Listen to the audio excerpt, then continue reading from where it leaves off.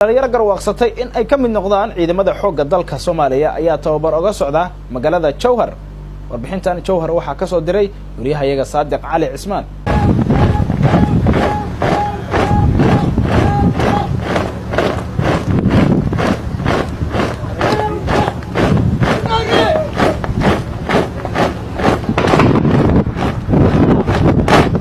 waxaan booqday ciidamo tababar ku socda xero ku taala magaalada Jowhar ee caasimadda Hirshabeelle. waxaa ka muuqda baahi ay ku qabaan deris la'aan. waxay tababar ku qaadanayaan macwiis iyo garan. ciidamadan ayaa inta badan ka kala yimid deegaano hoos yimaada gobolka Shabeellaha Dhexe. waxay ahayd xilli casar liiq ah. waxay qaadanayaan tababar u socda mid 2 bil ah. macluun quule oo ah bixiyaha tababarka ayaa sheegay in dhalinyaradan ay ka mid noqon doonaan ciidamada xoogga dalka Soomaaliya.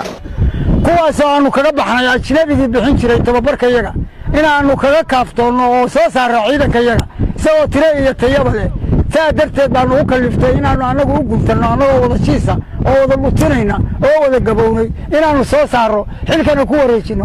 ciidamadan waxay ka kooban yihiin shacbiga Soomaaliyeed. Shanta Beelood bay ka kooban yihiin. aniga kula hadlaya Soomaalidu meel bay wax fiirisaa. waxaan u dhashay beesha daarood. aniga kula hadlaya waa federaal ciidankani. Shanta Beelood buu ka kooban yahay.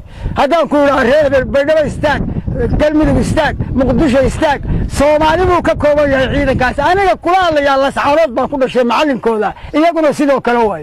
jarankiina waa kan oo idin maqaya waa ciidamo federaal. ciidamo federaal weeye maaha Hirshabeelle.